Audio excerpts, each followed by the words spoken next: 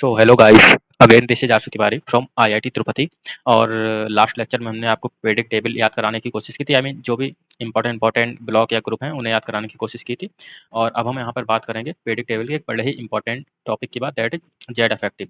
और ये आपका कहीं ना कहीं आगे काम आता रहेगा किसी ना किसी भी, लाइक जब हम रेडियस के बारे में कुछ चर्चा करेंगे या आपका ionization energy and other things, तो आपका कहीं ना कहीं ये काम आता ही रहेगा। तो इसे थोड़ा सा अच्छे से समझ लीजिएगा, 10 to 15 मिनट में इसे कवर करने की कोशिश करेंगे। तो आपका जेड इफेक्टिव होता क्या है यहाँ से? आपका ये जेड इफेक्टिव, तो जेड इफेक्टिव एक्चुअली चीज़ क्या है? देखिए, लाइक ये आपका एटम मान लीजिए, ठीक?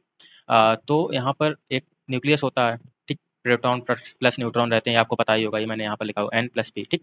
और ये आपके इलेक्ट्रॉन राउंड करते रहते हैं ना इसके चारों ओर। तो होता क्या है यहाँ पर, क्या रहने वाला होता है कि जो आपका प्रोटॉन है ना, क्योंकि बीच में proton that is positive charge and इसके अराउंड इलेक्ट्रॉन आपका घूम रहे हैं, ठीक है ना, राउंड कर रहे हैं। तो हम क्या करेंगे, ये आपका यहाँ पर प्रोटॉन जो है ना, इन्हें अपनी ओर खींचेगा, ठीक है ना, अपनी ओर आकर्षित करेगा। तो यहाँ पर क्या होगा कि इसे एक फ़ोर्स एक्सपीरियंस होगा, दैट इज़ आपका कौन-सा फ़ोर्स होगा, लाइक का एक अट्रैक्शन फ़ोर्स होगा। अब यहाँ पर हमने डेफिनिशन भी एक सिंपल सी लिखी, बड़ी सिंपल डेफिनिशन आपके लिए लिखी है। It refers to the actual positive charge experienced by an electron in a multi electron model, ठीक है? ए इलेक्ट्रॉन, लेट्स सपोज़ आप कोई भी इलेक्ट्रॉन ले सकते हैं, ये ले लीजिए, ये ले लीजिए, ठीक है? इस एटम में आप कोई भी इलेक्ट्रॉन ले सकते हैं, जो आपका ये आपका नाभिक है, इसे जो भी फ़ोर्स लगा रहा है किसी भी एक इलेक्ट्रॉन को लेंगे। तो अब आपका ये तो हो गया एक्चुअल, ये मैंने आपके लिए बनाया गया एक्चुअल। मान लीजिए एक आपका एक आइडियल केस है जिसमें आपका एक ये इलेक्ट्रॉन है और ये प्रोटॉन वगैरह, ये प्रोटॉन मीन्स न्यूक्लियस है, इसके अंदर प्रोटॉन है, पॉजिटिव नेगेटिव है, तो एक दूसरे को अट्रैक्ट करेंगे, ठीक है ना? या न्यूक्लियस तो अट्रैक्ट करेगा, ये तो राउंड कर रहा है ना, ठीक है? तो ये क्या होगा कि ये आपका एक्चुअल आइडियल केस है, यहाँ पर ये अट्रैक्ट करेगा, कोई दिक्कत नहीं, अट्रैक्ट करेगा फिर, ठीक है? एक फ़ोर्स लगा रहा होगा, उसकी कुछ वैल्यू होगी, जैसे कि मान लीजिए आपकी अर्थ सन के अराउंड घूम रही है, तो एक फ़ोर्स लग रहा है बीच में। वो बात और है कि वो घूम रही है, रिवॉल्व कर रही है, तो वो भी अपना एक फ़ोर्स मेंटेन किए हुए है। तो इक्वल हो रहे हैं, या वो छोड़ दीजिए, इक्वल तो नहीं हो रहे, मतलब कुछ एस्पेक्ट रहते हैं उसके भी। तो यहाँ पर आपका एक आइडियल केस मान लीजिए ये है, ये आपका हो गया आइडियल केस। अब जेड इफेक्टिव होता क्या है कि हम कई सारे इलेक्ट्रॉन होते हैं, क्योंकि हम एक मल्टी इलेक्ट्रॉन मॉडल की बात करते हैं। अच्छा, मल्टी इलेक्ट्रॉन मॉडल में क्या होगा, मान लीजिए कि आपने ये इलेक्ट्रॉन है, ठीक है? इस इलेक्ट्रॉन पर फ़ोर्स लगा रहा है ये न्यूक्लियस आपका, तो इसके बीच में कई सारे इलेक्ट्रॉन होंगे ना, ये भी तो अपना कुछ काम करेंगे। ये वाले इलेक्ट्रॉन क्या करेंगे, ये इसके बीच में एक बाधा उत्पन्न करेंगे, ठीक है ना? एक बाधा उत्पन्न करेंगे, तो जब ये न्यूक्लियस इस इलेक्ट्रॉन को अटैक कर रहा होगा, तो इनके बीच में एक प्रॉब्लम क्रिएट होगी। वो प्रॉब्लम से क्या होगा कि ये इस पर एक्चुअल फ़ोर्स नहीं लगा पाएगा। इसमें से कुछ रिपल कर रहे होंगे, इलेक्ट्रॉन-इलेक्ट्रॉन रिपल्शन होगा, कुछ-कुछ कर रहे होंगे। तो यहाँ पर फिर आता है अफेक्टिव, मतलब आइडियल केस से दूर आता है अफेक्टिव न्यूक्लियर चार्ज। तो इसमें ये जो आता है ना, इसे हम स्क्रीनिंग इफेक्ट भी कहते हैं, जो बीच में आपकी बाधा उत्पन्न हो रही है। तो इसके कारण जो है फिर आपका आता है अफेक्टिव न्यूक्लियर चार्ज। तो अफेक्टिव न्यूक्लियर चार्ज आपका आपका इसीलिए यहाँ पर आप फ़ॉर्मूले को देखेंगे तो आपको मिलेगा ये जेड इफेक्टिव बराबर, ये आपका मान लीजिए एक आइडियल केस है, और माइनस सिग्मा जो आपका स्क्रीनिंग इफेक्ट है, ठीक है ना? इसे स्क्रीनिंग कांस्टेंट कहते हैं। आप इस स्क्रीनिंग इफेक्ट को देखिए।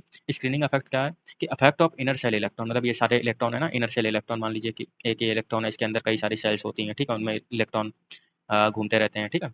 तो electron on the attraction force exerted by nucleus, जैसे कि आपका सीधा-सीधा यहाँ से देख लीजिए कि ये आपका नाभिक है, न्यूक्लियस है, ये आपका इलेक्ट्रॉन है, ठीक है? एक इस पर फोर्स लग रहा है। आइडियल केस में अगर ये कोई नहीं है तो कोई दिक्कत ही नहीं, बीच वाले इलेक्ट्रॉन नहीं है, बट यहाँ पर इलेक्ट्रॉन है, तो इस फोर्स में कहीं न कहीं एक कमी आएगी, ठीक है ना?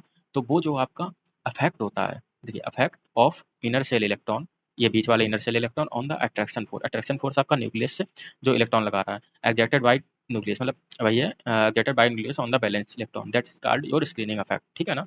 तो इसका एक स्क्रीनिंग कांस्टेंट जिसे हम ये आपका इससे कर देते हैं, लाइक स्क्रीनिंग कांस्टेंट कहते हैं, और इसका एक स्टेट्स रूल से इसे कैलकुलेट भी करते हैं, तो ये आपका फॉर्मूला हो गया। अब हम क्या करेंगे, कैलकुलेशन ऑफ सिग्मा करेंगे। तो इसके कुछ इंपॉर्टेंट एस्पेक्ट्स हैं जिन्हें आपको थोड़ा-सा याद रखना पड़ेगा। तो ठीक है ना? ये आपका हो गया कैलकुलेशन ऑफ सिग्मा कैसे करेंगे?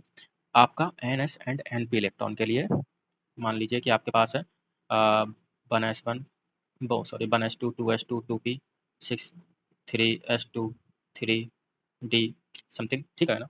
6 ले लीजिए, ठीक। अब यहाँ पर NS-NP क्या है? NS-NP मतलब लास्ट वाला, ठीक है ना? तो लास्ट वाला अगर है, ठीक है ना? S भी हो सकता है, P भी हो सकता है, तो क्या होगा आपका सिग्मा बराबर 0.35 होगा इनके लिए, इस केस में, लास्ट के लिए।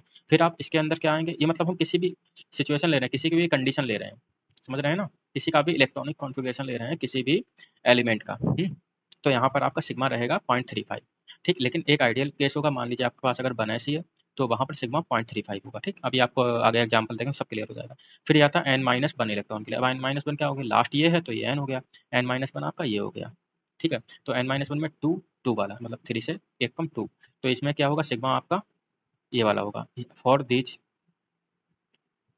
कॉन्फ़िगरेशंस ये आपका ये होगा आपका 0.85, ठीक है ना, सिग्मा की वैल्यू। फिर n-2 और अदर मतलब n-2 मतलब ये आपका n-2 हो गया। हो सकता है यहाँ लास्ट में 4 होता तो 3 होता, 3 आपका n-1 होता, फिर 3 आपका n-1, 2 आपका n-2 हो जाता और 1 वाला वो भी वो n-3, तो n-2 और उसके नीचे जितने भी हैं, इसलिए मैंने इनर भी लिख दिया है। n-1 नहीं लिखना है यहाँ पर, थोड़ा-सा ध्यान दीजिएगा इनर के लिए। यहाँ पर 3 कर लीजिए आप, ठीक। तो इनर में n-3 या n-4 इस टाइप से करने थे। तो यहाँ पर क्या होगा आपका सिग्मा हमेशा 1 रहेगा, ठीक। और फॉर डी इलेक्ट्रॉन यहाँ पर हमने केवल ns और np की बात की है, देख लीजिए। यहाँ डी के लिए क्या होगा सिग्मा बराबर 1, ठीक, डी और एफ के लिए। अब बात आती है कुछ एग्जांपल्स की, यहाँ से ही आपको क्लियरिटी मिलने वाली है। देखिए फॉर ऑल इलेक्ट्रॉन सिग्मा क्या होगा 1, मतलब for all other electron sigma बराबर 1। अभी आप आगे देखेंगे, मतलब यहाँ पे समझने की कोशिश कीजिए, डी का जो लास्ट वाला होता है उसका भी 1 और जो अदर है उनका भी 1, मतलब वहाँ पर एक अदर डिफरेंट डिफरेंट केसेस हैं इसलिए। ऊपर थे तो अलग-अलग था, यहाँ पर सभी में 1 ही होगा। अब हमने ले लिया एक लिथियम का एग्जांपल, सबसे सिंपल। तो हम लिथियम का एग्जांपल लेते हैं। लिथियम का कॉन्फ़िगरेशन 1s2 2s 2s 1 क्योंकि 3 है ना, तो इतना तो आपको पता होना चाहिए कैसे लिखते हैं, ठीक। अब इसे कैलकुलेट कैसे करेंगे? सिग्मा बराबर क्या लिखा? ये इलेक्ट्रॉन नंबर 2, इलेक्ट्रॉन का नंबर कितना है यहाँ पे 2, ध्यान दीजिए। फिर इनटू किया किससे 0.5, बोलेंगे भैया 0.5 क्यों? क्यों 0.5? 0.5 इसलिए भाई क्योंकि यहाँ पर हमने आपको ऊपर पढ़ाया है ना, इधर देखिए ध्यान से देखिए 0.85, ठीक। ये आपका n-1 के लिए। अभी आपका यहाँ पे देखिए क्या है, n क्या है 2 है और n-1 कितना है 1 है ना, तो इसके लिए कितना होगा 0.5। बोलेंगे भैया इसका सम नहीं किया, मतलब ये भी तो एक इलेक्ट्रॉन है। देखिए भाई क्या होगा यहाँ पर, अगर आपका एक इलेक्ट्रॉन है मतलब हम इसी पर निकाल रहे हैं, इसी के लिए निकाल रहे हैं ना आपका सिग्मा, तो इस पर कोई फर्क नहीं पड़ने वाला। अगर यहाँ पर 2 होता तो हम 2-1 करके यहाँ पर एक 1 इंटू मल्टीप्लाई करते, उसका जो भी 0.35 जो भी आपको बताया था उससे, ठीक है। वो आपके आगे केसेस देखने को मिल जाएंगे, तो कंफ्यूज ना होइएगा। जो आपका n-2 है उसके लिए आपका ये हो गया 2 इंटू 0.85, बट यहाँ पर एक ही इलेक्ट्रॉन और इसी पर हम निकाल रहे हैं, इसी पर हम क्या कर रहे हैं निकाल रहे हैं। तो इसे हम बिल्कुल मतलब ऐसा कंसीडर कर लेंगे कि इसे हमने अलग कर लिया, इसी पर निकाल रहे हैं, तो इसे हम उसमें नहीं इंक्लूड करेंगे, निकाल रहे हैं क्या सिग्मा, ठीक। फिर देख लीजिए, अब आपका सिग्मा आ गया 2 इंटू 0.85 होता है 1.7, 3 माइनस 1.7 और 1.3। आपका ये जेड होता है ना, ये आपका क्या है यहाँ पर जेड, जेड आपका एटॉमिक नंबर इसका दिया और जो सिग्मा आपका आया, ठीक। अब बात करते हैं हम यहाँ पर सेकंड एक आप इसका ले लीजिए मैग्नीशियम का, ठीक है। मैग्नीशियम का क्या रहेगा, मैग्नीशियम 12 नंबर है तो 1s2 2s2 2p6, ठीक है ना, और 3s2। तो यहाँ पर क्या है, ये 3 आपका n है और 2 आपका n-1 है और 1 क्या है n-2, तो n, ठीक है ना। अब यहाँ पर आपका क्लियर होगा, यहाँ पर कितने इलेक्ट्रॉन है 2, मतलब हम एक माइनस कर देंगे जिसके लिए हम निकाल रहे हैं, ठीक। तो आपका 1 बचेगा, तो यहाँ पर हम 1 इंटू 0.35, 0.35 क्यों? क्योंकि ऊपर आपको केस मैंने बताया था कि n अगर आउटर मोस्ट है तो 0.35 होगा, ठीक।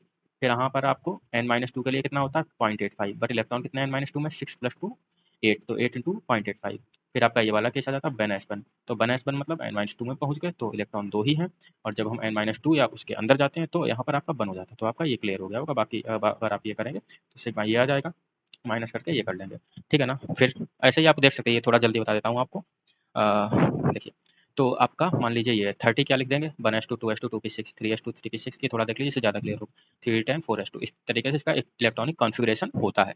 अब यहाँ पर क्या करेंगे, देखिए लास्ट में 2 है ना, तो एक इलेक्ट्रॉन इसमें से हम अज़्यूम कर लेंगे कि हम इस पर निकालेंगे आपका screening effect, that is your sigma. अब हमने एक इलेक्ट्रॉन ले लिया तो यहाँ पर बचा एक इलेक्ट्रॉन, उसके लिए हम लास्ट वाला है तो n के लिए हमें पता क्या होता है, for the case of n बराबर 0.35 मतलब ये आपका सिग्मा, तो यहाँ पर 0.35 से कर दिया, यहाँ पर अगर एस है या पी है, ठीक लास्ट में। अब यहाँ पे देखिए n-2 ये तीनों के स्काई के हैं आपके, n-2 मतलब ये लास्ट सॉरी n-1 लास्ट वाला n है, ये n-1 हो गया, तो आपका n-1, ठीक है ना। n-1 कितने इलेक्ट्रॉन 2 + 6 8 + 10 18, 18 तो ये हो गया, और इनटू में क्या लिखा आपने, आपका ये हो गया n-1 के लिए मैंने आपको क्या बताया था, n के लिए 0.35 था, n-1 के लिए क्या था सिग्मा 0.85, ठीक। तो यहाँ पर ये लिख दिया। अब ये आप आ गए n-2 पर, और n-2 और उसके इनर के लिए कितना होता है हमेशा 1, तो हमने सभी को ऐसे ही कैलकुलेट 2 + 2 + 6 10 हो गया, मतलब इसके लिए या इसके लिए अगर इसके अंदर भी कोई होता तो उसके लिए भी 1 ही होता, क्योंकि n-2 तक ठीक रहता है उसके बाद नहीं। तो क्या हो गया 10 इंटू 2 + 2 + 6 10 इंटू 1, ठीक है ना। इसे कैलकुलेट करेंगे पूरा तो आपका आएगा, मतलब कैलकुलेट कर लीजिएगा जो भी हो, उस तरीके से अब एक कैल्शियम का और देख लीजिए 1s2 2s2 2p6 3s2 3p6 4s2 तो लास्ट में यहाँ पर एक तो चला ही जाएगा, बचेगा एक इलेक्ट्रॉन, तो 1 इंटू 0.35 ठीक, क्योंकि n है, n के लिए हमेशा 0.35, फिर n माइनस 1 पे आएंगे, उसके लिए 0.85 होता है। 0.85 इलेक्ट्रॉन कितने हैं, 6 + 2 8। फिर क्या बचा आपका, ये आपका n-2 और n-2 और n-3 दोनों के लिए हमेशा 1 ही लेंगे सिग्मा। तो इलेक्ट्रॉन कितने हैं, 2 2 6 10 इंटू 1, ठीक है ना, आपका हो गया। तो आपका जेड एफ क्या आया, ये आपका एटॉमिक नंबर, ठीक, और ये आपका 17.15 जो भी सिग्मा आया 2.85 आ गया। इस तरीके से आपके 4 एग्जाम्पल हो गए। अब एक जो आपकी ध्यान देने वाली बात है, अब इसे देख लीजिए। जैसे कि आपकी प्रेडिक्ट टेबल होती है ना, ठीक, ये प्रेडिक्ट टेबल मतलब जो कर लीजिएगा प्रेडिक्ट टेबल, मतलब यहाँ पे लेफ्ट टू राइट जब हम जाते हैं तो सिग्मा की वैल्यू इंक्रीज होती है, ठीक, स्क्रीनिंग इफेक्ट की वैल्यू इंक्रीज होती है। ऊपर से नीचे जाते हैं तो भी इंक्रीज होती है। उसका रीजन क्या है, क्योंकि कहीं ना कहीं आपका जब मतलब आपका नंबर बढ़ेगा ना, एटॉमिक नंबर, तो आपका क्या होगा, प्रोटॉन और इलेक्ट्रॉन की जो संख्या है, नंबर है, वो बढ़ते ही चले जाएंगे। तो जब प्रोटॉन के नंबर बीच में बढ़ेंगे तो कहीं ना कहीं बीच में और ज़्यादा इलेक्ट्रॉन के नंबर बढ़ते ही चले जाएंगे, तो इससे आपका सिग्मा ज़्यादा हो जाएगा। नीचे जाएंगे तो भी वही होगा, एटॉमिक नंबर बढ़ेगा। फिर आती है आपकी बात जेड एफ की, इसे भी ध्यान रखिएगा कहीं कंफ्यूज ना हो जाइएगा, क्योंकि सिग्मा बढ़ रहा है तो आप कहेंगे सर जे मतलब कि आपका जेड एफ बराबर होता है जेड माइनस सिग्मा, ठीक। अब आप बोलेंगे भैया ये क्या हो गया, ये आपका सिग्मा यहाँ पर बढ़ रहा है तो इसका मतलब जेड एफ बढ़ेगा, नहीं भाई। होता क्या है कि अगर आपका सिग्मा बढ़ रहा है मीन्स बीच में डेंसिटी ऑफ इलेक्ट्रॉन अगर बढ़ रही है, तो कहीं ना कहीं आपका प्रोटॉन का नंबर भी तो बढ़ रहा है ना, बीच में क्या हो रहा है, न्यूक्लियस में प्रोटॉन नंबर बढ़ रहा है। जब प्रोटॉन नंबर बढ़ रहा है तो कहीं ना कहीं एक इलेक्ट्रॉन पर जो फोर्स लगाएगा वो भी तो ज़्यादा ही होगा ना, समझ रहे हैं ना। जो प्रोटॉन का नंबर मतलब पॉजिटिव चार्ज बढ़ रहा है तो इलेक्ट्रॉन नेगेटिव, उस पर फोर्स लगाने की उसकी कैपेसिटी या क्षमता या पावर भी तो बढ़ रही है ना। बोलेंगे भैया ये तो सही बात है, तो फिर ये भी बोलिए कि जेड कहीं न कहीं इंक्रीज़ हो रहा है, और नीचे आते हैं तो लगभग ऑलमोस्ट रहता है। क्यों?